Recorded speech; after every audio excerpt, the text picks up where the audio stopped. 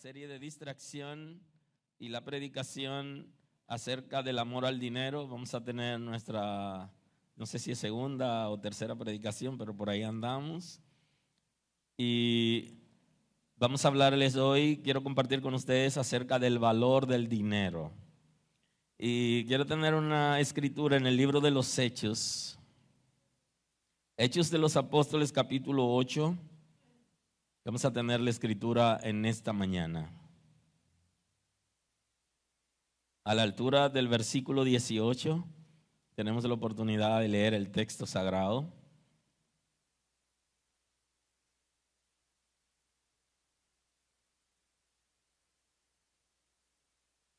Así dice la escritura en el nombre de Cristo Jesús.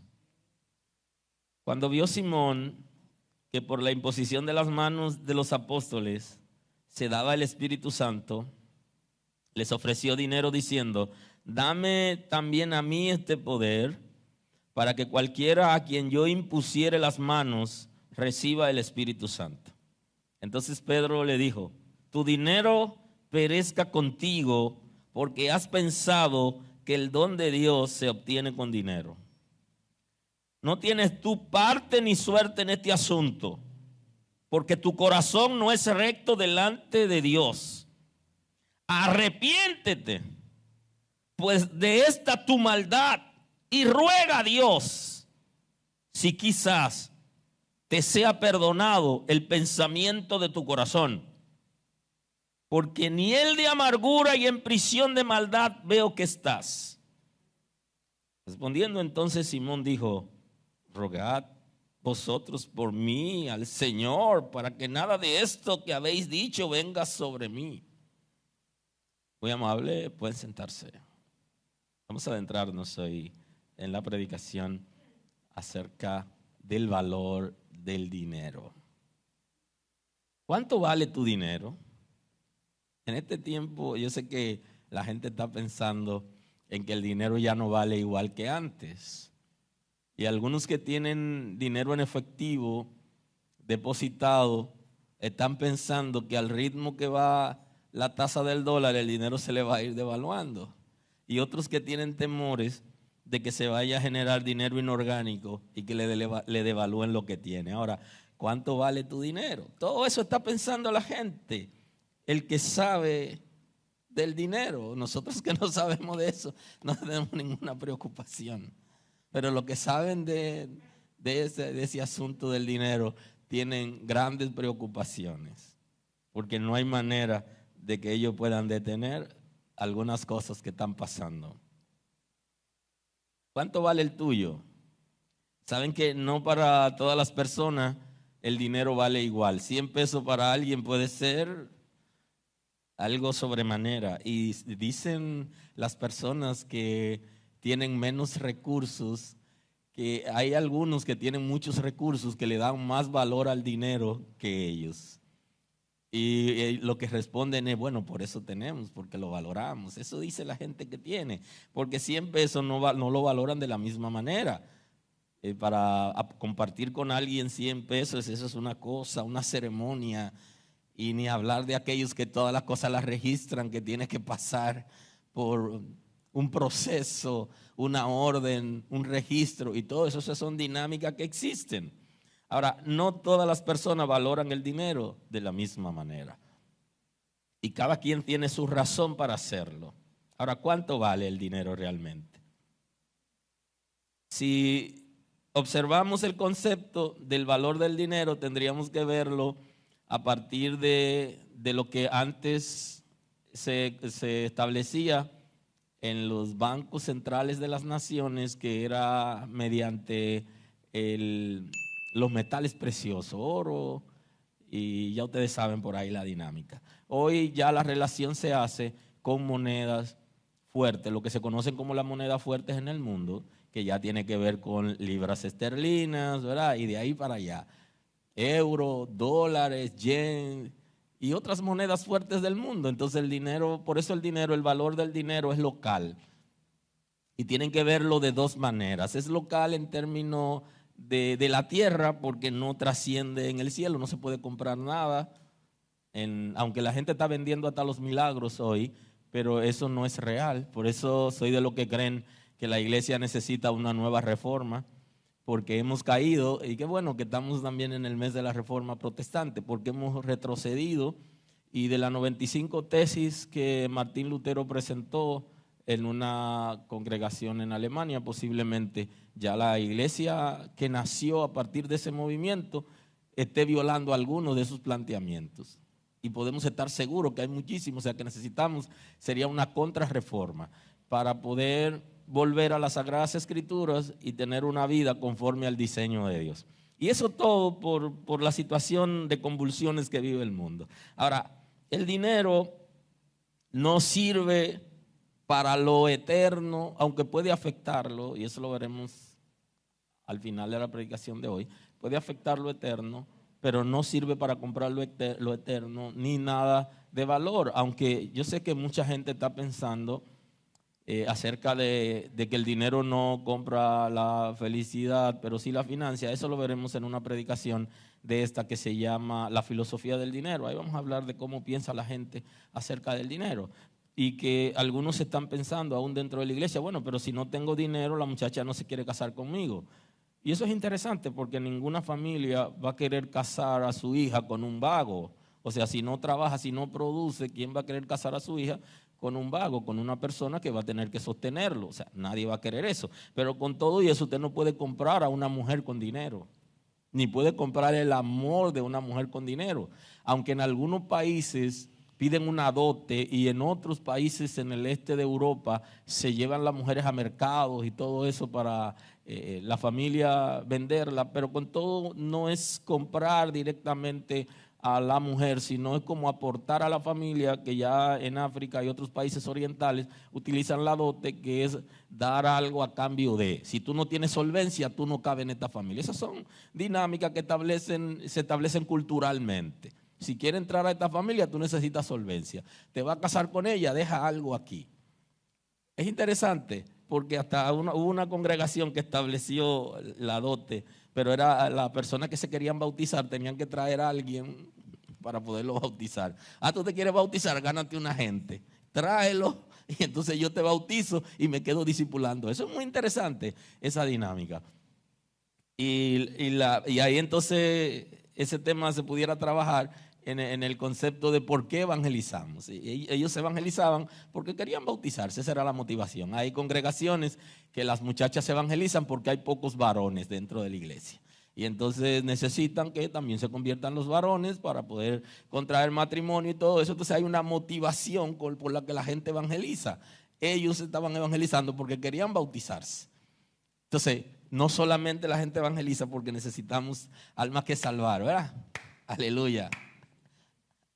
Estamos en campaña no solamente porque hay almas que salvar, sino por muchas razones se hacen campaña. De esa misma manera, nosotros entonces observamos la dinámica del dinero. Yo no puedo comprar el amor, yo no puedo comprar el ministerio, yo no puedo comprar nada de lo que tiene que ver con el cielo, porque el dinero pertenece a la tierra y se usa solamente para comprar, para pagar bienes y servicios. Y en un sentido extremo hubo una época que se llamó la época esclavista, que muchos de ustedes conocen, y en ese tiempo la gente se compraba por dinero. Usted pagaba una porción determinada de dinero y le entregaban a una persona. Pero con todo y eso, Dios nunca aprobó esa dinámica, porque los seres humanos tienen un valor para Dios. Y si Cristo no nos hubiera valorado en la dimensión apropiada, no derrama su sangre por nuestros pecados. Y nadie puede pagar un precio en la tierra por la salvación, porque nadie puede recompensar a Cristo, ni la vida de ningún ser humano, menos la de un cordero sin mancha y sin arruga. O sea que al final, aunque en la iglesia habla mucho de dinero y la escritura también habla mucho de dinero, el dinero tiene un orden. Y en la escritura nos establece lo que se llama el orden de las prioridades. Nos establece que primero está Dios, está la justicia de Dios, todo lo que tiene que ver con el reino de Dios. Dios, su reino, su justicia, que tiene que ver con el Señor. Y luego voy yo como ser humano, vas tú. Primero, por eso dice que te ames tú antes de amar a los demás. Si tú no te amas, tú no podrás amar a las otras personas. Si tú te odias a ti mismo, te rechaza o te muerde a ti misma, a ti mismo, como un canino que vi, que él a veces estaba tan molesto que se punchaba con una pierna, una pata y se mordía a sí mismo. Hay gente que son así, no podrán amar a nadie. Por eso la gente necesita sanarse cuando pasa por procesos difíciles de rechazo y de maltrato, porque tiene que sanar para aprender a amarse a sí mismo, valorarse, posicionarse y luego podrá estar en capacidad de establecer una nueva relación y de acercarse a la gente y de amar. Hay que amarse a sí mismo. Eso es sumamente importante. Entonces, después que yo estoy hablando en el orden de las prioridades, que yo hablo de Dios, entonces voy yo. Luego va la relación de parejas, la relación de los hijos y de la familia. Todo tiene un orden establecido en el cielo. Claro, la relación de la pareja teóricamente es así, aunque en el fondo las personas se están amando, principalmente las mujeres, se están amando mucho más a los hijos. Y eso es una dinámica general que se establece, pero la realidad bíblica es que primero voy yo, la relación de parejas, la relación con los hijos y la relación de familia. Esa es la dinámica. Entonces, nada de lo anterior se puede financiar con el dinero. Bueno, pero necesito el dinero para pagar bienes y servicios y para resolver situaciones. Pero tú no puedes dar la vida ni pagar por la vida de alguien. Tú no puedes hacer eso, porque no vale. No hay dinero que se pueda pagar por la vida de una persona. Aun cuando hay personas que pagan poca cosa para que le quiten la vida a alguien. Pero con todo y eso, la vida del ser humano vale mucho más. Y viene establecido en el sacrificio de Cristo y en el orden de las prioridades. Y hay muchísimas preguntas que la gente se hace acerca del dinero que pudiéramos analizarlo en la predicación de la filosofía del dinero, que la trabajaremos más adelante. De manera que si el dinero va a sustituir o puede comprar seres humanos, o va a ocupar un lugar en nuestras vidas por encima de la familia, aun cuando necesitamos dinero para sostener la familia, el dinero no puede estar por encima. Aunque hay personas que vendan a sus hijos, con todo y eso, el dinero no puede hacerlo, aunque haya personas que lo hagan. No lo vale, porque son seres humanos y tienen un valor por encima de lo material. Aleluya, aleluya. ¿Saben que Salomón hace un análisis? Es el que más se acerca al dinero y hace un análisis en el capítulo 2 del libro de los Proverbios. Él hace un análisis interesante acerca de cómo buscarlo. No quiere decir que valga igual que la sabiduría, sino que nos está diciendo que de la misma manera que el ser humano se enfoca en la plata, en el dinero, así debería involucrarse por la sabiduría. Y le pongo el ejemplo porque hoy en la mañana, hoy amaneció frío. el día de hoy, amaneció frío. Y yo sé que los que están aquí, no solamente están aquí, sino que tuvieron que vencer. Y más aquellos que no tienen agua caliente en su casa.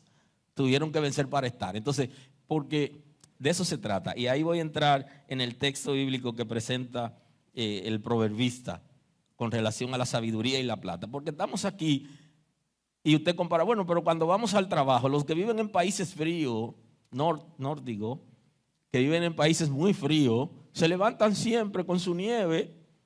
Y los otros países que no nieva siempre, pues sino que un día que otro, o en invierno y en otoño, ya hay países que ya han comenzado ya en otoño y todavía en primavera está cayendo su cosita. Se levantan y van a trabajar normal. Ahora, para ir a la iglesia o para ir a adorar a Dios, tienen problemas. Por eso creo que hay una manera de nosotros apoyar a nuestros hijos y es enseñarlos a hacer sacrificio cuando el día está más frío para alabar a Dios. No, para que no lo vean como castigo, sino que lo vean como un sacrificio. Y eso es lo que está presentando el proverbista. Si lo tienen conmigo, es mucho más interesante en el capítulo 2. Hijo mío, si recibiereis mis palabras y mis mandamientos guardares dentro de ti, haciendo estar atento tu oído a la sabiduría, si inclinares tu corazón a la prudencia, si clamares a la inteligencia y a la prudencia diere tu voz, si como a la plata la buscares y la escudriñares como a tesoros. Aleluya. Esa es la comparación más cercana que hace el texto bíblico. Que nosotros de la misma manera que buscamos la plata, busquemos la sabiduría. Pero no está diciendo que se puede comprar, sino que de la misma manera, así como nos levantamos temprano para ir al trabajo, ay, que el sueño me agarró el domingo y qué sé yo qué cosa. El texto está diciendo, tienes que esforzarte. De la misma manera que te preocupa por buscar la plata, busca la sabiduría, busca el conocimiento de Dios. Y ese diseño es el diseño de Dios y de la palabra, que tú te involucres con el mismo ímpetu, con la misma inquietud. Ay, Dios mío, no puedo llegar tarde al trabajo, pero a la iglesia puedo llegar a cualquier hora. O sea, eso es lo que el texto está trayendo. Por eso yo creo que la iglesia debe pasar por un proceso no solamente de reforma, sino también de arrepentimiento, para poder hacer compromiso con Dios, con las cosas sagradas, como tomar esto en serio, porque esa es la dinámica. Y así veremos cosas maravillosas. Le escudriñaré como a tesoro, entonces entenderás. Oiga, cuando usted haga eso, eso es lo más cercano que compara, que usted de la misma manera que el ser humano, eso es viejo, que el ser humano tiene interés en levantarse de madrugada para vender productos y hacer bienes materiales. De esa manera, entonces usted entenderá el temor de Jehová y hallarás el conocimiento de Dios. Mientras nosotros lo estemos tomando de manera ligera, no, esa es la comparación. De la misma manera que tú te preocupas por conseguir dinero, que cuando la esposa le dice al esposo, mira, no hay tal cosa en la casa, y el hombre en la noche está pensando, ¿cómo yo voy a resolver eso mañana? Y entonces sale a resolverlo de la misma manera que vamos al trabajo, que vendemos productos. De esa misma manera deberíamos buscar el conocimiento de Dios. El dinero no debe sobredimensionarse. Y yo creo que aquí es donde la iglesia como cuerpo de Cristo le ha fallado al Señor. En que muchos creyentes están sobredimensionando el dinero. Eso no quiere decir que nosotros lo vayamos a menospreciar y que no lo tratemos como debe ser, pero no se debe sobredimensionar. Yo no puedo estar apegado tanto al dinero y que todo lo que yo piense sea el efectivo y que esté por encima de todas las cosas. Porque nos desenfoca del propósito eterno. O sea, cuando nosotros sobredimensionamos el dinero, nos desenfoca del propósito eterno que el Señor tiene con nosotros. Y no deberíamos nunca sobredimensionarlo. Y creo que esa es la razón por la que algunas personas venden los milagros y le están diciendo a la gente que para ser salvo tienen que aportar dinero. Yo creo que es justamente eso, porque lo han sobredimensionado. Y el dinero tiene que estar en el lugar que le corresponde. No por debajo, ni sobredimensionarlo. Y en el antiguo pacto, yo quiero compartir un texto muy conocido por ustedes, que está en el segundo libro de Reyes, el capítulo 5, que es muy conocido. Quiero compartirlo con ustedes. Se trata de un milagro que ocurre con el profeta Eliseo. Hace un milagro a un general y Giesi entra en el negocio. Y quiero compartirlo a partir del 5:20.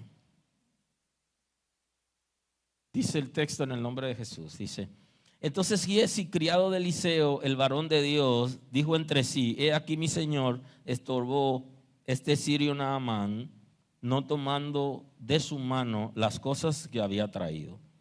Giesi sabía que se había establecido en Israel que todo el que iba a ver un profeta debía llevarle algo, no ir con la mano vacía. Eso es lo que está establecido. Entonces Giesi sabía eso. Y por eso él está utilizando el término de estorbar. Estorbar. Y me llama la atención porque yo viví una experiencia con unos compañeros de ministerio y amigos. Me dijeron a mí que yo estorbaba la bendición porque la manera de yo hablar del dinero no era la correcta. Y que la gente no lo bendecía a ellos porque yo no le decía a la gente las cosas como deben ser. O sea, para mucha gente yo no predico el asunto del dinero como debe ser, pero yo lo estoy haciendo de manera bíblica. Aleluya. Y ese es el concepto bíblico, y por eso el dinero no tenía el valor para mí el mismo que para ellos. Ahí cabe.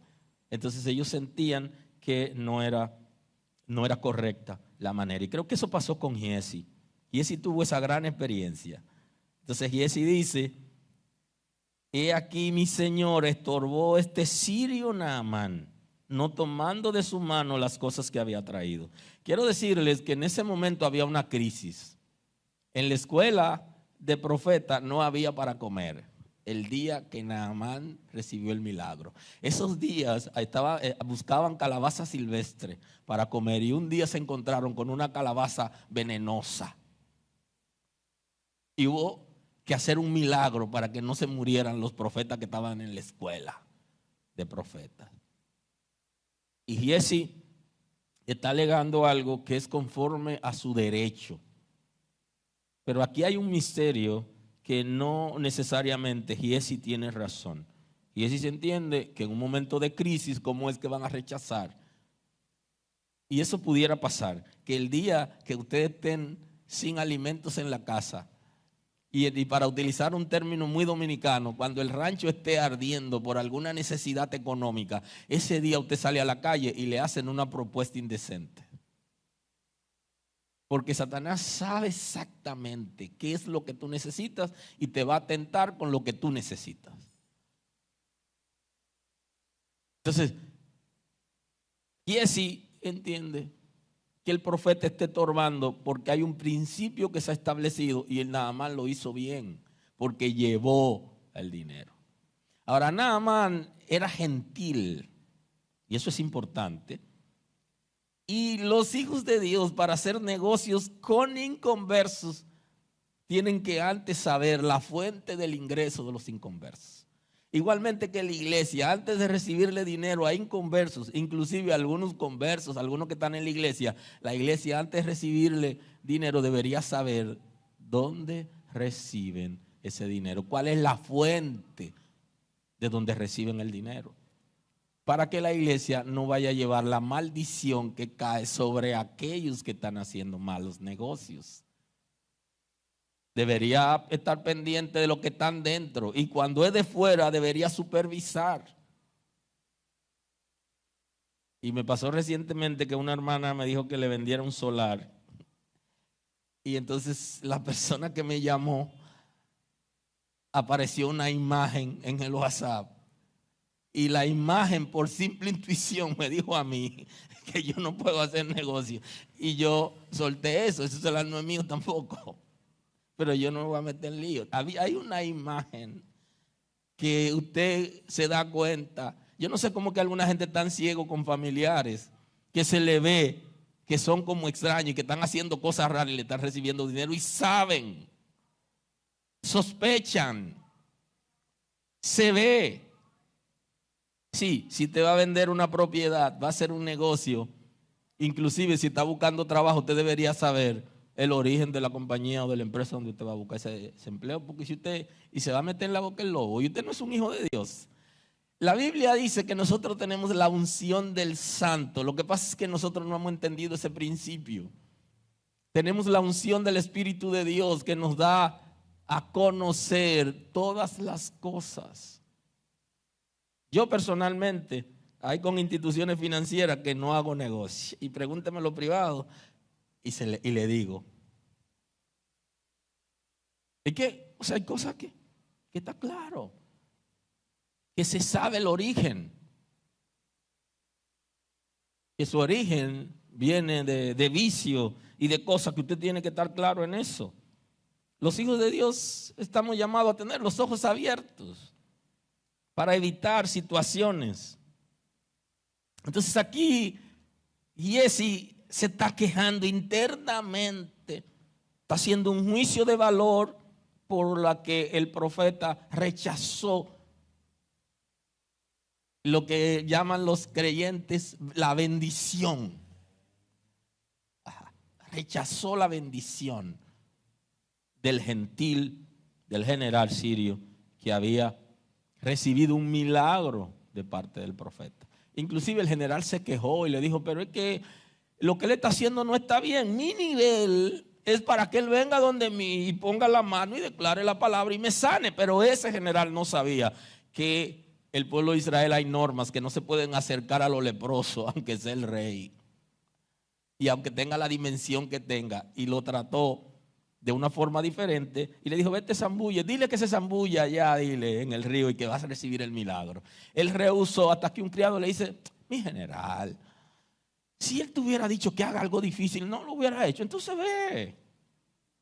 Y él va y recibe el milagro, y entonces cuando recibe el milagro, lo normal, va a donde el profeta ya limpio a testificarle de que había recibido un milagro.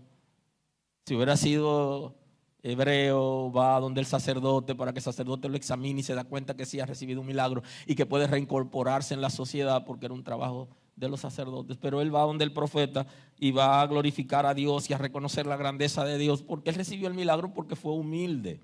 Ahora, Eliseo no le recibió las riquezas que él llevó.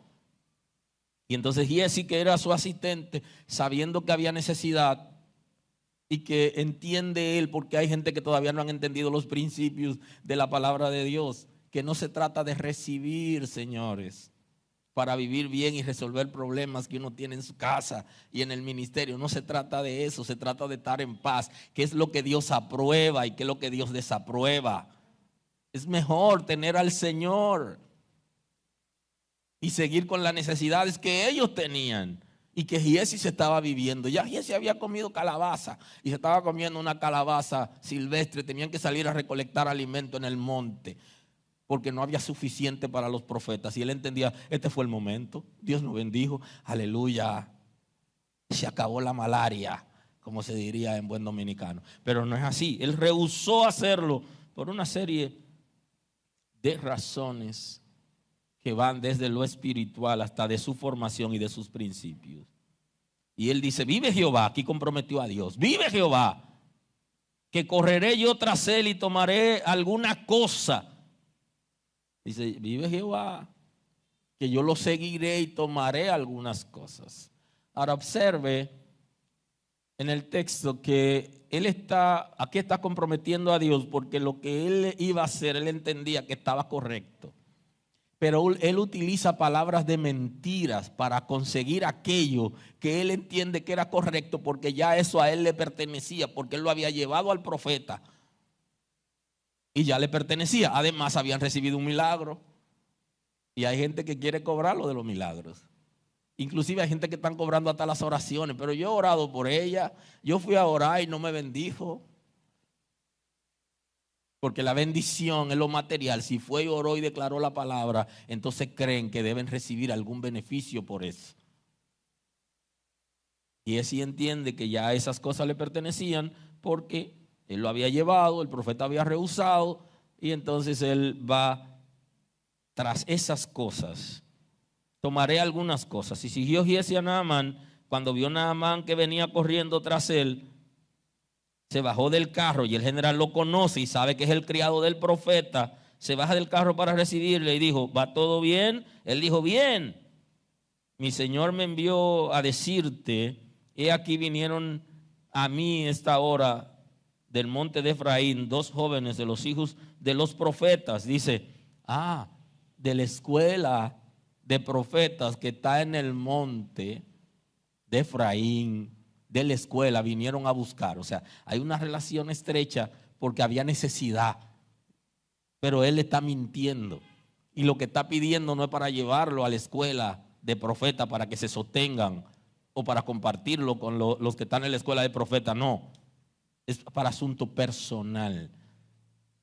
Eso es como el lingote de oro que escondió un israelita, que generó la derrota del pueblo de Dios en la guerra, porque metieron al diablo en el negocio, y él sabe cobrar caro.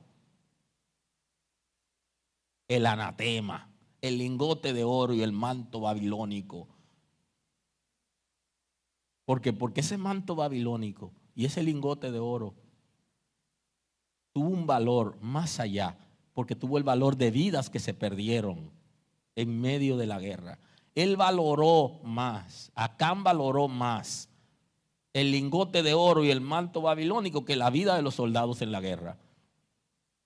Y eso generó una crisis hasta depresiva, si se quiere, en Josué, que se apagó y estuvo en una crisis y todo, porque no entendía cómo Dios lo había llevado a la guerra y peleando en su nombre y que se han derrotado. Él no entendía eso, hasta que Dios le habla, lo manda a levantarse y a resolver el problema, porque alguien había metido a Satanás en el negocio y Satanás le cobró como partida a algunos soldados.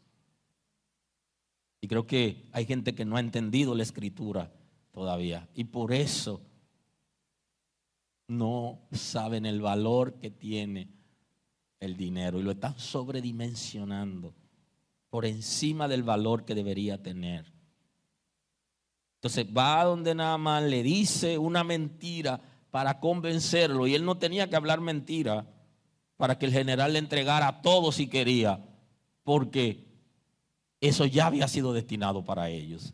Él solo tenía que decir: vine a buscar lo que usted trajo para dejarnos. Eso era suficiente y eso lo iba a entregar.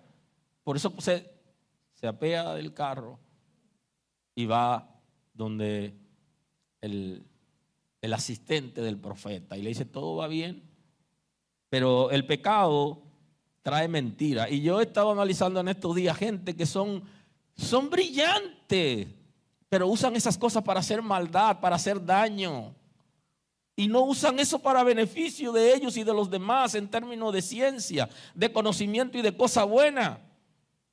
Hacen cosas extraordinarias, pero para maldad, para truquear cosas, para engañar y para hacer fraude. Y eso lo pudieran utilizar, ese conocimiento, para el bien. Aleluya. Y ese vivió esa gran experiencia y va y recibe todo aquello. Te ruego que tome 2. Pidió uno y dijo: no, llévate 2. Y él insistió y ató 2 talentos de plata en 2 bolsas y 2 vestidos nuevos, y lo puso todo a cuesta de 2 de sus criados para que lo llevasen a él. Vayan con él y llévenselo.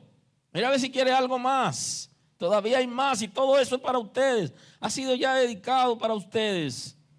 Así que llegó a un lugar secreto él y lo tomó de la mano de ellos y lo guardó en la casa. Luego mandó a los hombres que se fuesen. Váyanse, gracias. Váyanse. Y entró y se puso delante de su señor. Y Eliseo le dijo: ¿de dónde viene Giesi? Y él dijo, tu siervo no ha ido a ninguna parte. Yo he estado aquí resolviendo la cosa que tú me encargaste. Señores, el pecado va a desencadenar una serie de pecados. Una mentira para conseguir desencadena una serie de mentiras. Y lo más interesante de esto es el nivel de ceguera espiritual que tenía Giesi. Giesi sabía que el profeta Eliseo era un hombre fino y que el profeta Eliseo tenía un oído agudo que escuchaba. En otras naciones se decían cosas y él lo escuchaba, y Giesi lo sabía, pero su ceguera espiritual era tan grande que no creía que el profeta Eliseo sabía lo que él estaba haciendo. Justamente, la gente que está valorando el dinero más de lo que realmente cuesta es porque está ciego espiritualmente. Y están llevando gente al despeñadero porque ciegos están siendo líderes, y los ciegos no pueden ser líderes. El texto bíblico lo establece. Ciego que guía ciego, ambos caen en el hoyo. Entonces, estaba ciego espiritualmente, no entendía. Y hay gente que no entiende lo que ve, lo que escucha. Y por años están viendo cosas y aparentemente lo saben y hasta le hablan a la gente de eso, pero ellos no lo creen. Y así hay gente que tiene relaciones con Dios, que le predican a la gente cosas y ellos no creen eso. Por eso creo que esta pandemia nos ha desafiado para que si es verdad lo que predicamos, que lo creamos, que Dios es poderoso y que no nos desampara. Y hay una pregunta que le dice: ¿es tiempo de tomar plata y tomar vestido, olivares, viñas, ovejas, bueyes, siervos, siervas? ¿Es tiempo de tomar cosas a la brava? En estos días diría, ve acá, pues tú no estás esperando a Cristo, ¿y qué? Y te va a llevar el asunto. Cuando suene la trompeta, no va a tener que dar. Es tiempo de eso. Lo confronta. Y esto es sumamente importante: la confrontación. Lo confronta. Es tiempo de estar apegado a cosas materiales y de estar escarbando y haciendo malos negocios y malas inversiones y metiéndose en rojo. ¿Es tiempo de eso? Y entonces le dice: por tanto, la lepra de Naamán se te pegará a ti y a tu descendencia para siempre. Y salió de delante de la presencia, de delante de él leproso, blanco como la nieve. Y le dijo: mira, el dinero que tú recibiste, esas posesiones, estaban contaminados con lepras, y entonces esa lepra se te va a pasar a ti. Lo que la gente no ha entendido, que la gente, por tener fuente de ingreso ilícita, están comprometiendo sus hijos, la salud de sus hijos, su descendencia. ¿Para qué querer dejarle un demonio a los hijos que lo controle y lo destruya? ¿Para qué? Enséñalo a trabajar para que sean productivos y dele lo que usted tiene, lo que está al alcance suyo. Y déjele una buena herencia, una formación en la palabra, conocimiento de Dios, fidelidad al Señor. Entonces, y él sí tuvo una situación, lo que le dejó a su familia de ahí en adelante, según la palabra del profeta, fue lepra. Ahora tiene dinero, pero tiene lepra. Tiene traje costoso, pero tiene lepra. Y usted sabe todo lo que simboliza la lepra en las Sagradas Escrituras, que no es nuestro tema de hoy, pero es símbolo del pecado, y no quiere decir que porque una gente tenga lepra sea pecador. La lepra es una enfermedad que la tienen los seres humanos. Claro, ya es mínimo ahora y ya hay antídoto para la lepra y todo eso. Desde que era niño escuché que decían que si tiene una mancha en tu piel que no siente ni calor, ni dolor, ni frío, dice, puede ser lepra. Desde niño estoy escuchando eso. Y ya hay antídoto para la lepra. Ahora. Y así se llevó una maldición por llevarse un dinero comprometido, porque él sobredimensionó el dinero más allá de lo correcto. No se le puede recibir dinero a todo el mundo. No, señores, no todo lo que a usted le están dando es bueno. ¿Quién ha dicho que es bueno? Hay dinero comprometido y que sale caro espiritualmente a la gente. Si llega alguien a la iglesia que estuvo involucrado en algún negocio, inclusive si llega un brujo a la iglesia y se convierte, la gente comienza a rodearlo y a recibir. Pero ¿y de dónde fue que recibió? Lo que tiene, ¿dónde lo recibió? ¿De dónde? Igual que si llega un narco o alguien que ha lavado dinero, la gente lo rodea sin saber cuál es el origen del dinero de esa persona. Porque lo que están pensando es en lo que pueden recibir. En el texto original del principio, en el libro de los Hechos, nosotros tenemos un caso muy interesante. Muy interesante. Que se da en la iglesia ya del Nuevo Pacto, en el Nuevo Testamento. En el fuego de la iglesia primitiva que describe los hechos de los apóstoles. En esa dinámica extraordinaria se da un caso. Se dieron varios casos, pero este es un caso que llama la atención. En el capítulo 8. El texto dice que Simón, cuando vio Simón por la imposición de las manos de los apóstoles, se daba el Espíritu Santo, le ofreció dinero diciendo, dame también a mí este poder. Ahora, ¿quién era ese Simón? Según el texto bíblico. Dice en el mismo capítulo, en los versículos anteriores, en el versículo 9 describe quién era ese Simón. ¿Quién era? Pero había un hombre llamado Simón que antes ejercía la magia en aquella ciudad. Era un mago. Y la magia en ese contexto es un hechicero. Es una persona que predice cosas y que hace promesas a la gente por el pago de dinero para hacerle milagros y cosas. Pero había un hombre llamado Simón que antes ejercía la magia en aquella ciudad y había engañado a la gente de Samaria, haciéndose pasar por algún grande. O sea que él no solamente hacía magia, sino que vendía su personalidad como si él fuera un grande. Asocia ese grande ahí con un Dios. Hay un error que la gente dice, ese es un ángel caído del cielo. Bueno, ese término bíblicamente no debería usted decirlo. Decir, no, que fulana se consiguió un muchacho que es un ángel caído del cielo. Nunca utilice caído del cielo, porque lo que cayeron del cielo fue lo que fracasaron. O sea, no haga eso. Y entonces él se creía un grande. Así que cuando viene a ver, se creía un ángel que cayó del cielo. Se creía un grande, un poderoso, un Dios, una divinidad. Y haciéndose pasar por algún grande. A este oían atentamente todos. Era el líder de esa ciudad de Samaria.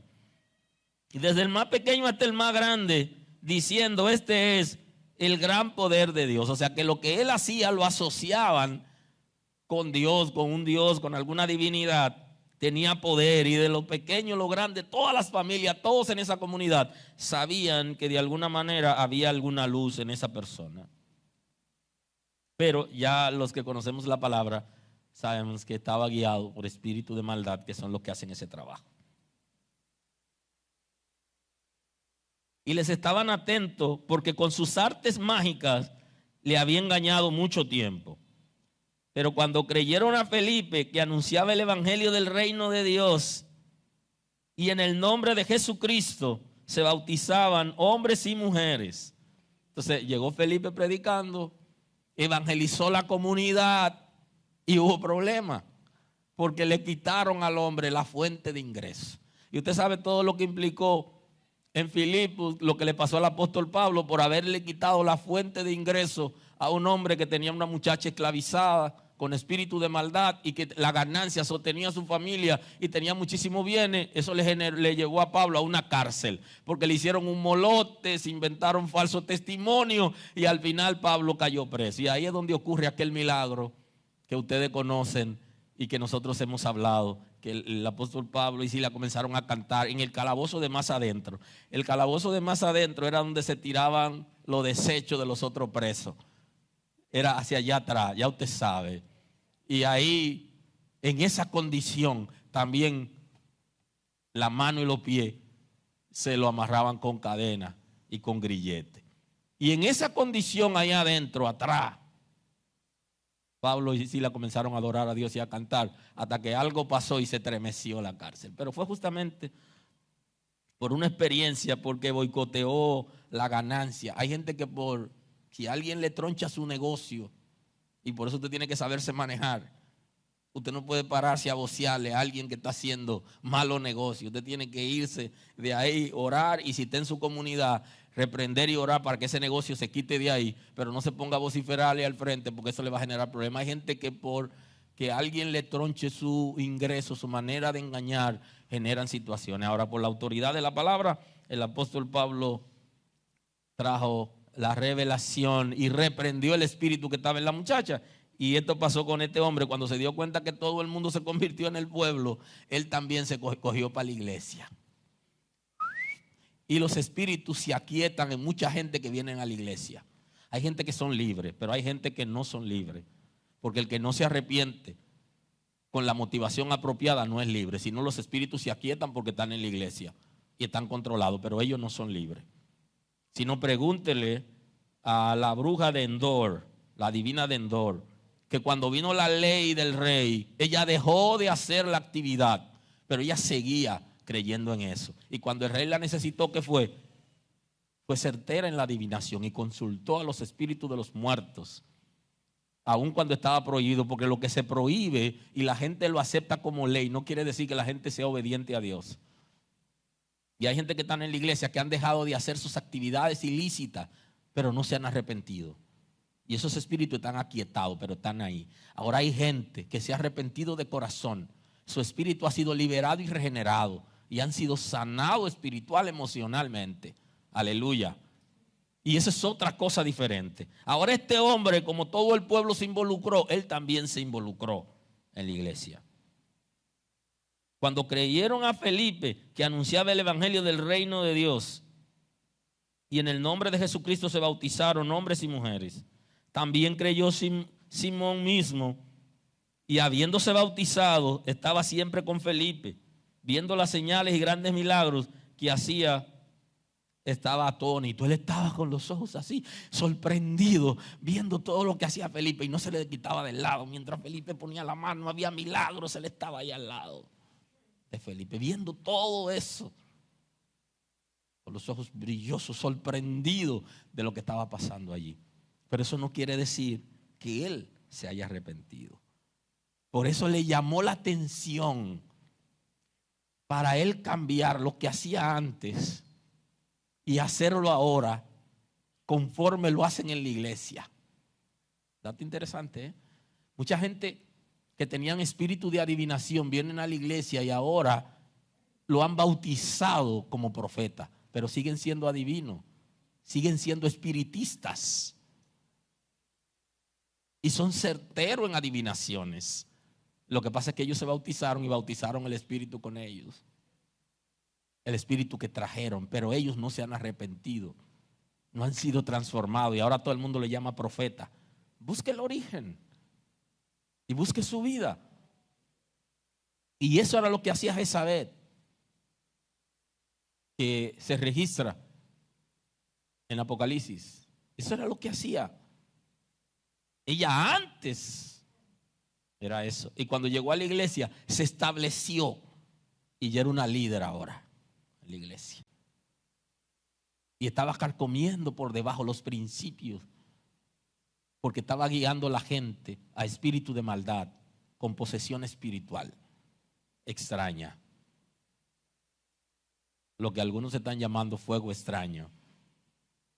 Y ella no se arrepintió. Entonces este hombre tampoco se arrepiente. Cuando vio Simón que por la imposición de las manos de los apóstoles se daba el Espíritu Santo, le ofreció dinero diciendo: dame también a mí este poder para que cualquiera que yo impusiese en las manos reciba el Espíritu Santo. Dato interesante. Dame ese poder a mí. Yo te voy a pagar para que tú me lo des a mí ese poder. Le dice, oiga, ¿quién? A Pedro. Porque si se lo dice a otro, quizá le dice, pero mi hijo, ¿qué es lo que tú me estás diciendo? A Pedro. Un hombre que tenía unos reflejos y que chipeaba de lejos. Que le había cantado una sentencia a Ananías. Le había cantado una sentencia. Y le dijo, te mueres ahora, Ananías. Ay, Dios mío. En plena iglesia. En el nuevo pacto le dijo, no me ha mentido a mí, sino al Espíritu Santo. Tienes que morirte ahora. Increíble, señores. Ese era Pedro. Unos reflejos y un discernimiento cortante. Y cuando llega la esposa, Safira, él mismo le sale de una vez al encuentro y dice, cuéntame, ¿qué tal? ¿Cómo te fue? ¿En cuánto vendieron la heredad? En tanto. Dice, pero tú sí eres una mujer.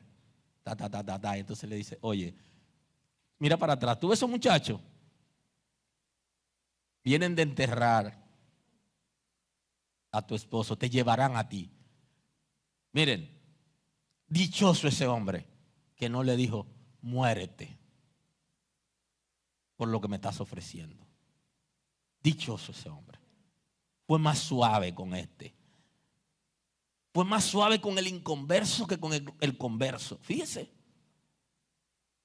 Tuvo dicha. Lo trató suave. Y mire qué manera. ¿Qué es lo que tú me estás diciendo? Si hubiera sido uno de los predicadores contemporáneos, le dice, ¿cómo? Espérate, hablamos ahora. Ese es el número de cuenta, deposítalo y después ven. Pero Pedro estaba claro. Esa gente no sabe cuál es el origen del dinero. El origen del dinero de ese hombre, nadie lo sabía. Pero Pedro sí sabía. Porque hay gente que quieren comprarlo todo. Hay gente que creen que el dinero tiene un valor para comprarlo todo. Hay cosas que no se pueden vender porque no tienen un valor económico, pecuniario. No tienen un valor en dinero. No, hay cosas que son sagradas, que vienen por regalo de Dios, por misericordia, por la gracia, por servir a Dios. Son beneficios generales de la gracia para los que están en ella. Y con ese reflejo impulsivo, si se quiere, y espontáneo del apóstol Pedro, sintió como que lo punchaban y no pudo estar tranquilo. Y le entra al hombre. Parecía conguero él. Le entró como la conga, pero suave si se quiere con relación a Safira y Ananías. Le dice, dame también a mí este poder para que a cualquiera que yo impusiere las manos reciba el Espíritu Santo. Entonces Pedro le dijo, tu dinero perezca contigo, porque has pensado que el don de Dios se obtiene con dinero. Perezca tu dinero contigo. Es una palabra dura, pero no le dio tocada como ¡pap! Tú deberías perecer tú y tu dinero. Aleluya. ¿Qué diferencia? ¿Cómo maneja la Escritura el concepto? ¿Y cómo la manejan alguna gente? Eso es sumamente importante. ¿Cómo lo ves? Como dice la Escritura que deberíamos verlo. No como alguien nos enseñe fuera de la Escritura.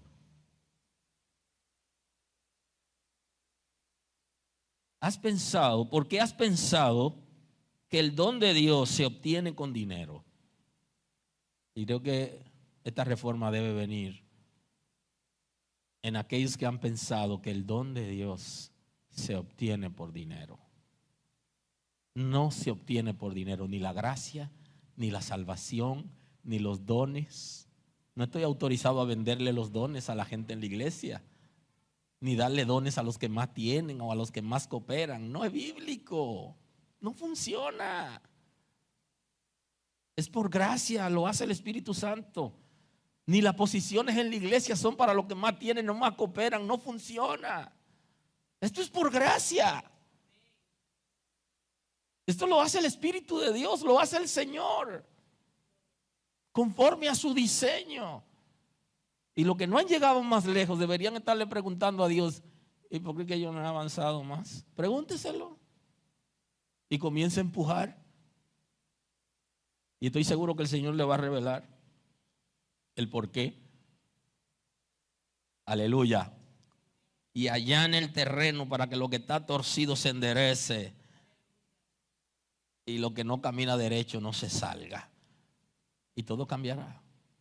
Aleluya. Aleluya. Aleluya. No tienes tú parte ni suerte en este asunto, porque tu corazón no es recto delante de Dios. Le digo: oye, apártate de mí, que tú no tienes parte ni suerte en este asunto. Tú no eres parte de esta dinámica. No. Tú no eres parte de esta dinámica. Tu corazón no es recto para con Dios. Si tu corazón hubiera sido recto para con Dios, te arrepientes, te humillas, le pides al Señor que en su misericordia lo entregue. Y un dato interesante: él debió devolver ese dinero cuando llegó a la iglesia, porque ya ese dinero estaba comprometido con los demonios, porque él le servía a los demonios y obtuvo ese dinero mediante hechicería. Debió dejarlo, entregárselo a la gente.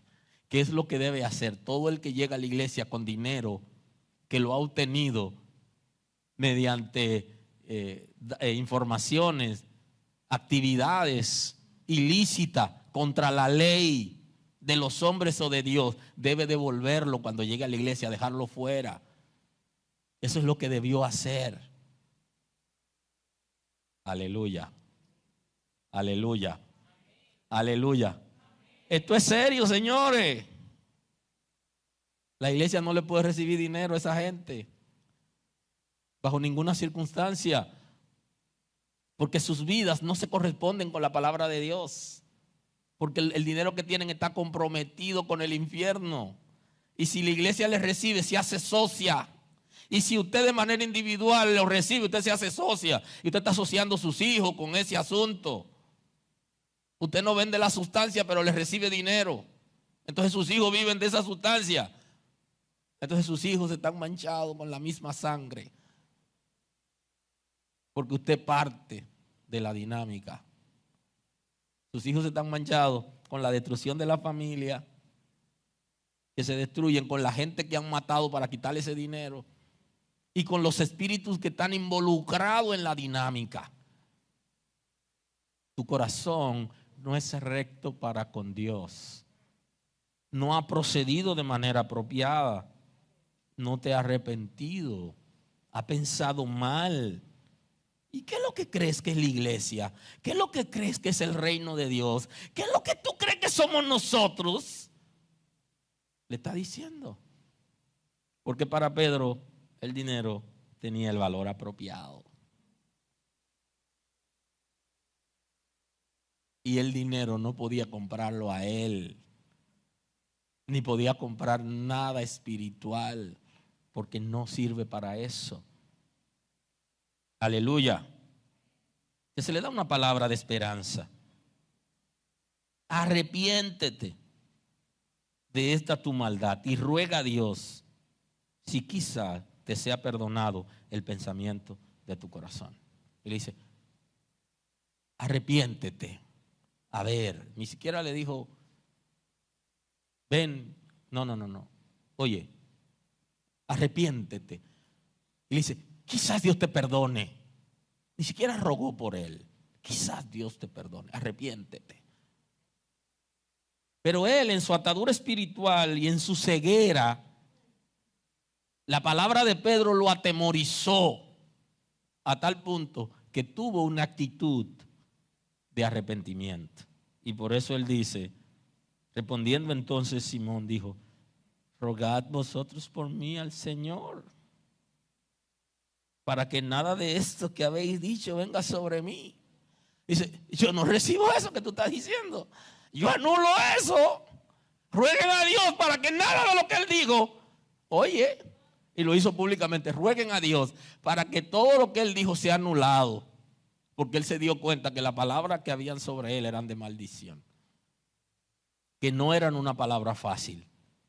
Y entonces pide que rueguen por Él a Dios, para Él tener una oportunidad de vida. Bendito es el nombre del Señor. Creo que la iglesia por eso tiene que volverse a la Escritura, porque hay cosas que están haciendo los hermanos y que hace la iglesia y que hacen líderes que no se corresponde con lo que la palabra del Señor enseña.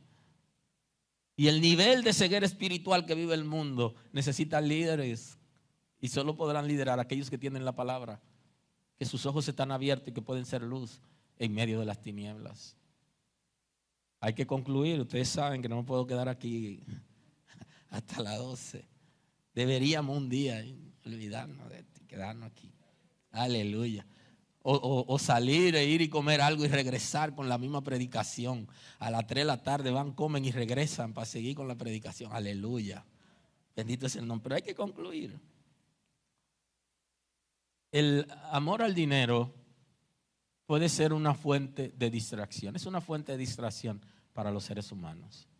La gente que deja que el lugar de Dios y el lugar del amor lo ocupe el dinero, se distrae. Se distrae en la relación con Dios, se distrae en la gracia. Y debemos tener cada cosa en su lugar. El dinero solo sirve para la vida presente. Y un dato interesante, usted no sabe cuándo se va. ¿Cuándo usted se va? ¿Se lo va a llevar? Que yo quiero dejar para que mis hijos vivan bien. ¿Y qué bien van a vivir si lo que usted le está dejando está comprometido con el mal? ¿Qué bien van a vivir? Déjele lo bueno para que vivan bien, pero no le deje lo malo, porque entonces no van a vivir bien como usted quiere. El dinero puede afectar la eternidad si la fuente de ingreso es contra los principios del reino de Dios. Si la fuente de ingreso que usted tiene, que tiene su familia, es contraria, no está sujeta a los principios del reino de Dios, le afecta la eternidad. No solo la suya, sino también la de su familia. Porque la relación con Dios requiere de santidad. Y la santidad también involucra que nuestros ingresos sean santos y la manera de administrarlo. Así que nos vemos pronto. Dios lo bendiga. Gracias.